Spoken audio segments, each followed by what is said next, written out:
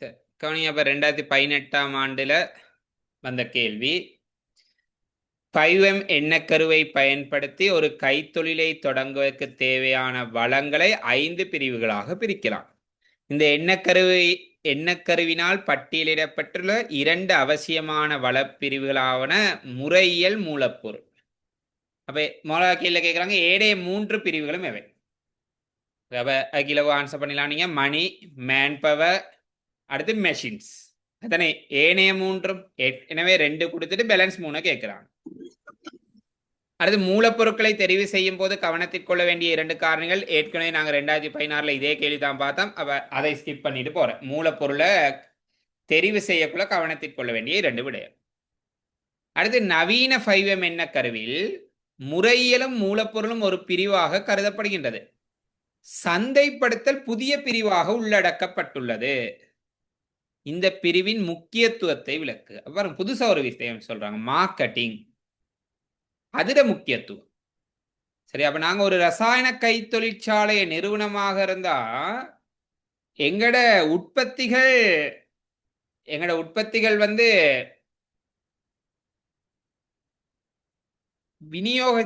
எங்கட உற்பத்திகள் வந்து எங்கட கஸ்டமரை போய் சேரணுமாக இருந்தா நாங்க கட்டாயம் மார்க்கெட்டிங் செஞ்சாகணும். ஏன்னா அப்ப உரிய மார்க்கெட்டிங் நாங்க செய்யலாட்டி நாங்க எவ்வளவுதான் உற்பத்தி செய்தாலும் அது வந்து எங்கட கஸ்டமர்ஸை போயிட்டு சேராது.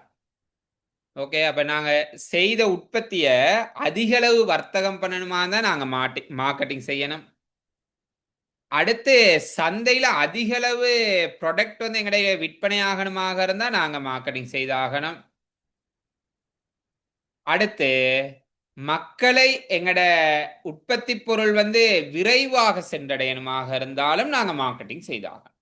ஒருவேளை மார்க்கெட்டிங் செய்யலாட்டி நீண்ட காலத்துக்கு பிறகு மக்களை சென்றடையும். பட் மார்க்கெட்டிங் செய்தாதான் விரைவாக அது மக்களை சென்றடையும். அப்ப இந்த மாதிரியான முக்கியத்துவங்கள் இருக்கு மார்க்கெட்டிங்ல. அப்ப பொருத்தமான முக்கியத்துவங்கள் நீங்க எழுதியிருக்கலாம். அது காமனா யோசிச்சு எழுத வேண்டிய ஒரு விடை. அடுத்து கவனிங்க, வடிகட்டல் மூலம் காலாவதியான எனாமல் பூச்சி. பெயிண்ட் தயாரிப்பு தொடர்பாக கேட்டிருக்காங்க. இமல்ஷன் எனாமல் பூச்சிகள் தொடர்பு.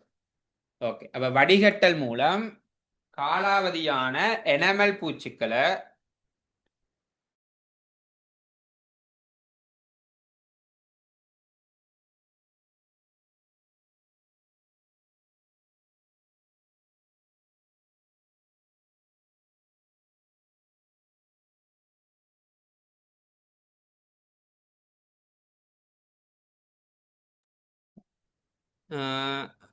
காலாவதியான எனாமல் பூச்சிகளில் உள்ள சேதன கரைப்பானை மீள பெற்று அதனை மீண்டும் பூச்சி தயாரிப்பில் பயன்படுத்தலாம்.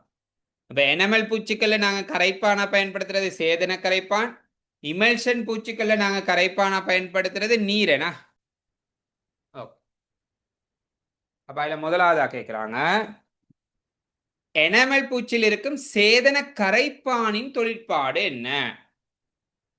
சொல்லுங்க. பெயிண்ட்ல அதிக அளவு காணப்படுற கூறுன்னு எதை படிச்சோம்? பெயிண்ட்ல அதிக அளவு காணப்படுற கூறு அப்படின்னு எதை படிச்சோம் நாங்க?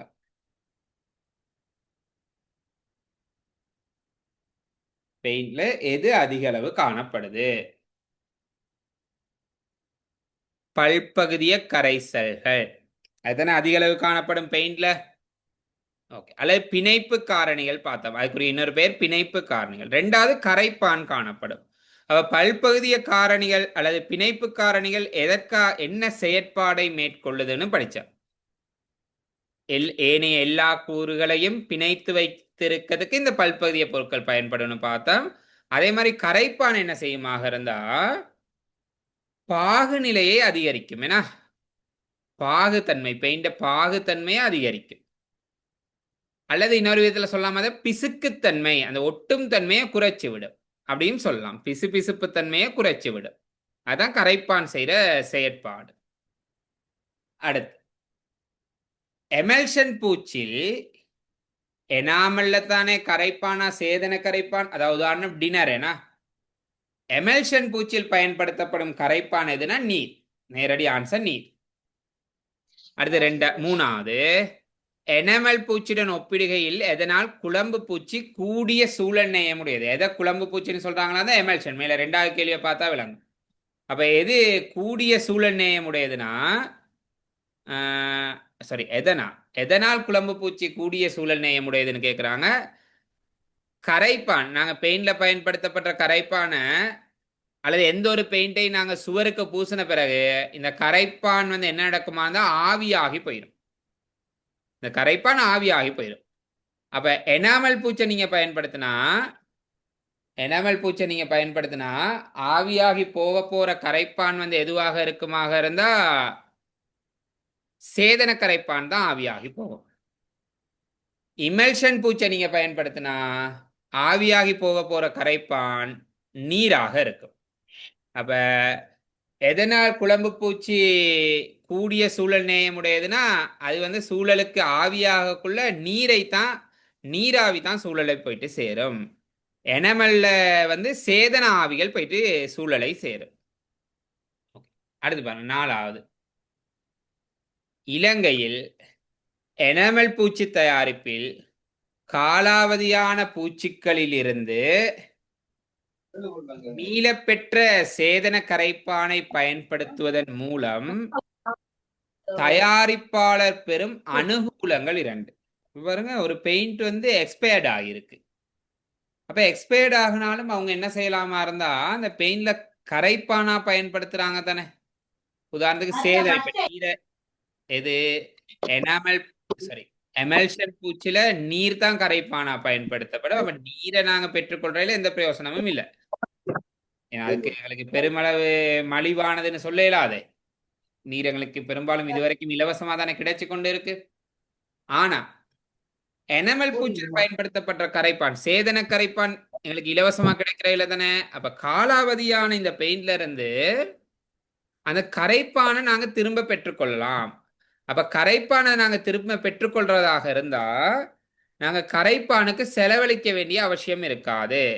அப்ப பணம் மீதப்படுத்தப்படும். ஓகே, அப்ப கரைப்பானுக்கான பணம் மீதப்படுத்தப்படுறது ஒரு அனுகூலம். இன்னொரு அனுகூலங்கள் மூலப்பொருள் மீதப்படுத்தப்படும். அந்த பெயிண்ட் உற்பத்தியாளர்கிட்ட ஆல்ரெடி இருக்குமே கரைப்பான்.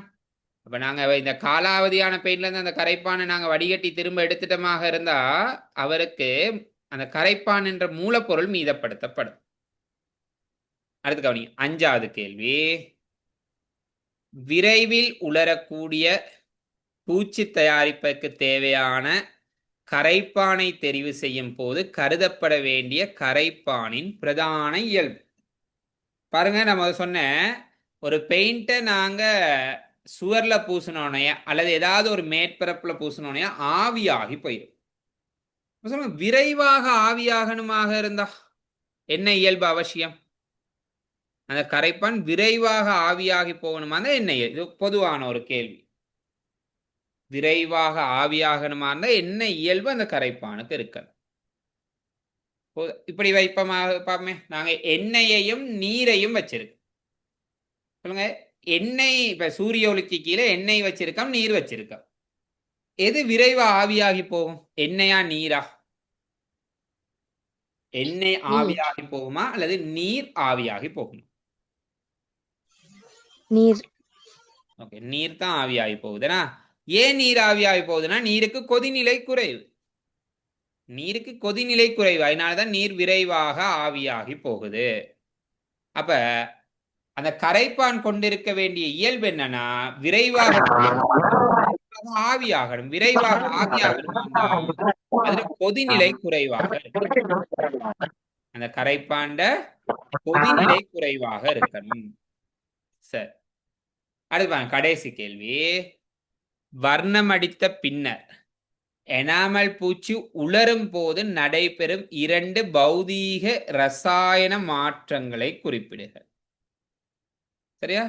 நாங்க ஒரு மேற்பரப்புல பெயிண்ட் பூசினப்ப அது உலரக்குள்ள நடக்கிற 2 மாற்றங்கள் கேட்கிறாங்க.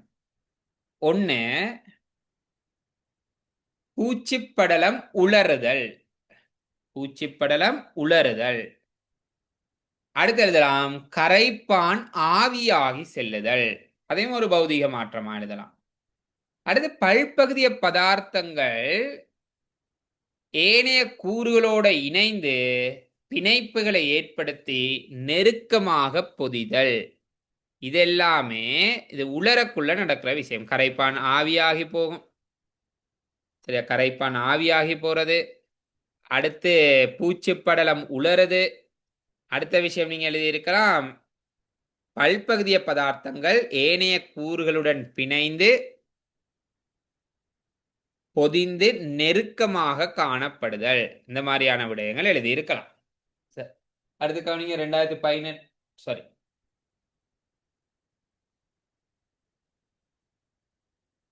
பாருங்க, அடுத்த பாஸ் பேப்பர் கேள்வி ஐ திங்க் 2019 பாவம்.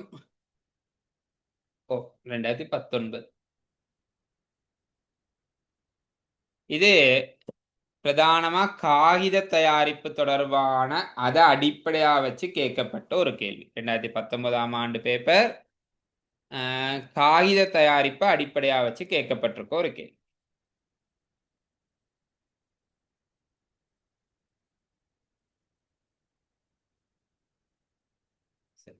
முதலாவது 5M என்ன கரு சரி 5M என்னன்னு கேட்குறாங்க. அது எழுதலாம் நீங்க. ஆன்சர் இலகுவான ஒரு கேள்வி. அடுத்து ரசாயன கைத்தொழில் செயல்முறையை எனும் பதத்தை சுருக்கமாக விளக்குக. நாங்க ரசாயன கைத்தொழிலுக்குரிய விளக்கம் பார்க்கக்குள்ளே பார்த்தோம். மூலப்பொருள் டியூட்ல முதல் பேச்சிலே இருக்கு. மூலப்பொருள் வலு சக்தியை பயன்படுத்தி பாரிய அளவில் புதிய சேர்வுகளை உற்பத்தி செய்தல். இந்த ஸ்கீம்ல முக்கியமா இந்த 4 சொற்பதம் இருக்கணும். மூலப்பொருட்களை பயன்படுத்துறது, வலு சக்தியை பயன்படுத்துறது, பாரிய அளவில் உற்பத்தி செய்யறது, புதிய சேர்வைகளை உற்பத்தி செய்யறது. இது 4க்கும் தான் மார்க்ஸ் கிடைச்சிருக்கும். அந்த 4 சொற்பதம் உள்ளடங்குற மாதிரி ஆன்சர் எழுதணும். அடுத்து, ஒரு கைத்தொழில் செயல்முறைக்கு தேவையான தொடங்கு பொருளை தெரிவு செய்யும் போது பாருங்க, திரும்பவும் மூலப்பொருளை தெரிவு செய்யக்குள்ள கருதப்பட வேண்டிய 3 பிரதான காரணிகள். இதுக்கு முதல் பாஸ் அதே விஷயம்தான். உயர் தூய்மை வீதம், இலகுவில் கிடைக்கக்கூடியதாக இருக்கணும். சரியா? இலகுவில் கிடைக்கக்கூடியதாக இருக்கணும். அடுத்து மலிவானதாக இருக்கணும். மீள புதுப்பிக்கக்கூடியதாக இருக்கணும். ஓகே, இப்போ இந்த மாதிரி நாங்கள் பார்த்த விஷயங்களை நேரடியாக நோட்ஸில் உள்ள விஷயங்கள்ல இதுக்கு நீங்கள் ஆன்சராக எழுதியிருக்கலாம். சரி, அடுத்து கவனிங்க. பி பகுதி பாடசாலை மாணவர் குழு ஒன்று பாடசாலையில் கிடைக்கும் கழிவு காகிதங்களை பயன்படுத்தி மீள் சுழற்சி காகிதங்களை தயாரித்து அதிலிருந்து கடித தலைகளையும் கடித உரைகளையும் தயாரிக்க திட்டமிடுகின்றனர். ஸ்கூல்ல வீசுறாங்க தானே பேப்பர், அதை ரீசைக்கிள் பண்ண போறாங்க. ரீசைக்கிள் பண்ணி என்லப் தயாரிக்க போறாங்க. அதுக்காக ஒரு செயல்முறை முன்மொழிகிறாங்க. இப்படிதான் என்லப் தயாரிக்கிறோம் அப்படின்னு ஒரு செயல்முறை. ஓகே, உண்மைக்குமே செய்யலாம். நீங்க கூட வீட்டில் உள்ள பேப்பர் வேஸ்ட் எடுத்து இந்த மாதிரி ஒரு ஆக்கமுள்ள என்லப் தான் தயாரிக்கணும்னு அவசியம் இல்லை. வேற வேற நீங்க விஷயங்கள் ட்ரை பண்ணி பார்க்கலாம். ஸ்டார்ட்ல சம்டைம் ஃபெயிலியரா இருக்கும். போக போக என்ன மிஸ்டேக் வருதுன்னு சொல்லி அதுல இருந்து நீங்க கண்டுபிடிச்சு வேற ஏதாவது புதிய பொருட்கள் தயாரிக்கலாம். கவனிங்க, முதல்ல கழிவு காகிதங்களை சேகரிக்கிறாங்க. பிறகு ஒரு நாள் ஃபுல்லா, அதாவது 24 மணி நேரம் நீர்ல ஊற வைக்கிறாங்க. அடுத்து நல்லா கலக்குறாங்க. கலக்கக்குள்ள அது என்ன செய்யுமா, சின்ன சின்ன துண்டுகளா உடையும் தானே. கடதாசி காகிதங்கள் நல்லா தண்ணியில ஊறின பிறகு சின்ன சின்ன துண்டுகளா உடையும். கிட்டத்தட்ட காகித கூழ் மாறி மாறிடும். சரி, அதுக்கு என்னத்தை பயன்படுத்துறாங்களா இருந்தா நிலக்கரி மின் வளங்கள். அதை கலக்கிறதுக்கு அந்த கலக்கி சுத்தணும் தானே. அப்ப அதுக்கு மின் தேவைப்படும். அப்ப நிலக்கரி மின் வளங்களை பயன்படுத்துறாங்க. பிறகு அதை 2ஆ பிரிக்கிறாங்க பாருங்க. ஒண்ணுக்கு வெளிற்றும் தூள் சேர்த்துட்டு பிறகு கம்பி வலை மூலம் வடிக்கிறாங்க. இன்னொருக்கு வெளிற்றும் தூள் சேர்க்கல. பாப்போம் யாரு அப்டேட்டா இருக்குன்னு பாப்போம். கடதாசி தயாரிப்புல வெளிற்றும் தூளாக நாங்க எதை பயன்படுத்தணும்? ஐ திங்க் கீழே கேள்வியிலையும் இருக்குன்னு நினைக்கிறது. கடதாசி தயாரிப்புல வெளிற்றும் தூளாக எதை பயன்படுத்தலாம்? இது எத்தனாவது கேள்வியாக இருக்காக இருந்தா 4வது கேள்வி. ஏன்னா அதுவும் 1 இல்லை 3 கேட்குறாங்க. நேரடியா நாங்க நோட்ஸ்ல படித்தோம். இதுக்கு நான் நோட்ஸ் சொல்லலை, பட் அந்த வீடியோல விளங்கப்படுத்தியிருந்தேன் உங்களுக்கு. ஐதரசன் பெராக்சைடு. அந்த கேள்வி வரக்குள்ளே பார்ப்போம், ஒவ்வொரு கேள்வியா பார்த்துட்டு போவோம். ஊற வைத்த காகிதங்களை கலக்குவதன் நோக்கம் என்ன? அப்ப அதுக்கு நீங்க ஆன்சர் எழுதியிருக்கலாம், கடதாசியை கூழ்களாக அல்லது நுண் துகள்களாக மாற்றுவதற்கு. கலக்கினா தானே நடக்கும். அடுத்து, வெளிற்றும் தூளை சேர்ப்பதன் நோக்கம் என்ன? யதார்த்தமான கொமனான ஒரு கேள்வி. ஏன் வெளிற்றும் தூளை சேர்க்கிறாங்க? கேள்வியை வாசிச்சாலே கொஞ்சம் நாங்க புரிஞ்சு கொள்ளலாம். வெளிற்றும் தூள் சேர்க்கிறதுக்குரிய காரணம் கடதாசிக்கு வெண்மை நிறத்தை வழங்குறதுக்காக. அதுதானே, தேவையற்ற நிறங்களை நீக்கி வெண்மை நிறத்தை வழங்குறதுக்கு தான் வெளிற்றும் தூள் சேர்க்கிறது.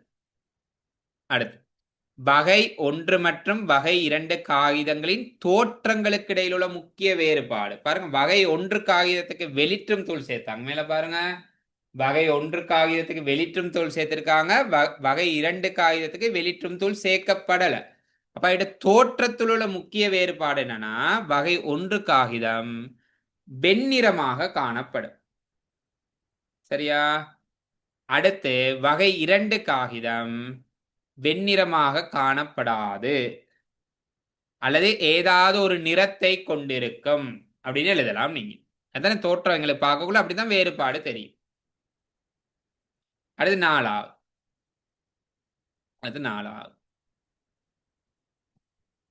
காகித கைத்தொழிலில் வெளிற்றும் கருவியாக பயன்படுத்தத்தக்க 3 ரசாயன சேர்வைகளை பெயரிடுக.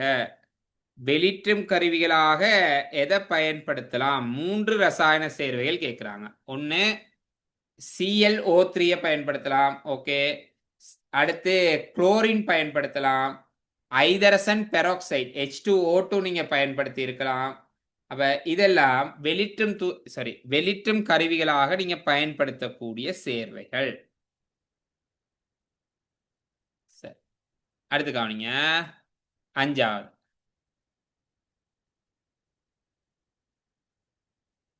மாணவன் ஒருவன் கூழின் அளவை அதிகரிப்பதற்காக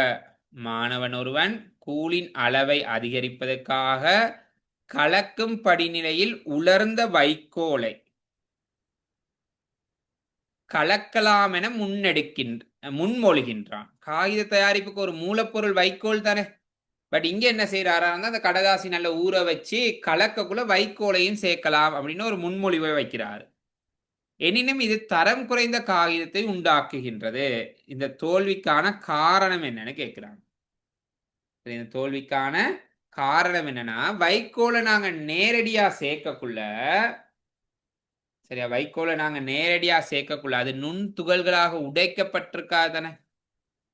அப்ப கடதாசி தரமான கடதாசி கிடைக்க பெறாது. அல்லது வைக்கோல்ல லிக்கின் காணப்படும். ஏன்னா நாங்க லிக்கினை நீக்கிற படிமுறை இங்க செய்யல, வைக்கோல நேரடியா தானே சேர்க்கிறோம். வைக்கோல்ல லிக்கின் காணப்படுறனால காகிதங்கள்ல உள்ள கூறுகள் ஒன்றோடொன்று பிணைக்கப்படாது. இந்த மாதிரியான காரணங்கள் எழுதலாம். அடுத்து, பொருட்களை மீள் சுழற்சி செய்வதில் உள்ள பொருளாதார நன்மை ஒன்றையும் சூழல் சார் நன்மை. மீள் சுழற்சி செஞ்சா, ஒரு பொருளை நாங்க மீள் சுழற்சி செய்தா வேறொரு உற்பத்திக்கு தேவையான மூலப்பொருட்களோட அளவு குறைகிறதோட எங்களுக்கு காசு மீதப்படுத்தப்படும். பாருங்க, பேப்பரை மீள் சுழற்சி செஞ்சு என்லப் தயாரிக்கிறாங்க. ஏன்னா அப்ப என்லப் தயாரிப்புக்கு தேவையான பேப்பரோட அளவு குறைஞ்சிருது. அதுக்கு புது பேப்பரை நாங்க பயன்படுத்தலையே. அப்ப மூலப்பொருள் பயன்படுத்த வேண்டிய மூலப்பொருள் அளவு குறையுது, காசு மீதப்படுத்தப்படும், பணம் மீதப்படுத்தப்படும், அல்லது லாபகரமானது. இதெல்லாம் நன்மை, பொருளாதார நன்மை. அடுத்து, சூழல் சார் நன்மைனா சூழல் நேயமானது, அல்லது மீள் சுழற்சி செய்யறதுனால கழிவுகள் சூழலுக்கு விடுவிக்கப்படாது. நாங்க ஏதோ ஒரு இடத்துல கழிவா ஒதுக்க வேண்டிய ஒரு விஷயத்தை தானே மீள் சுழற்சி செய்யறோம். அப்ப பேப்பர் வேஸ்ட் முயமே நாங்க பாருங்க, பொதுவாக ஸ்கூல்ல பேப்பரை எரிப்போம் அல்லது குப்பையில போடுவோம். ஏன்னா ஓகே, அப்ப அதனால சூழல் மாசடையலாம் தானே. அப்ப நாங்க இதை மீள் சுழற்சி செய்யறதால சூழல் மாசடைதல் தடுக்கப்படுது. அடுத்துக்கான கடைசி கேள்வி, பாடசாலை மட்டத்தில் மீள் சுழற்சி திட்டத்தை அறிமுகம் செய்வதில் உள்ள சமூக நன்மை என்னன்னா, மாணவர்களுக்கு சூழல் தொடர்பான விழிப்புணர்வுகளை ஏற்படுத்துதல், அடுத்து சுய கைத்தொழில்களை பழக்குதல். அப்ப இதெல்லாம் பாடசாலையில மாணவர்களுக்கு கொண்டு போய் சேர்க்கிற அறிவாக இருக்கும். சரியா? மாணவர்களுக்கு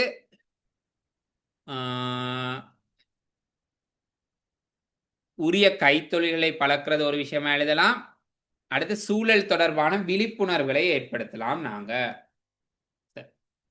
ஓகே, அப்ப அந்த கேள்வியோட இருக்கட்டும். நாங்க அடுத்த கிளாஸ்ல ஹைட்ரோ செக்ஷன் தான் பார்க்க போறோம். ரசாயன கைத்தொழில உங்களுக்கு ஒரு எக்ஸாம் மற்ற பாஸ் கேள்வி நீங்க ஒருக்கா செஞ்சு பாருங்க. ரசாயன அதில் எதுவும் டவுட் இருந்தால் நீங்க கேட்டுக்கொள்ளுங்க மற்ற பாஸ் கேள்வி செய்யக்குள்ள. அப்ப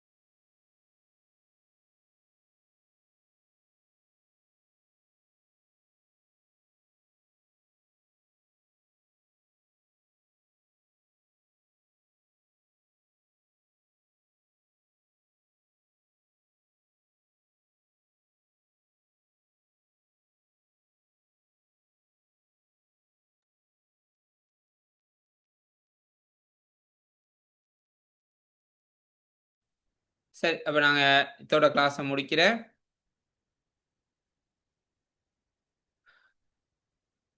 பாய், குட் நைட்.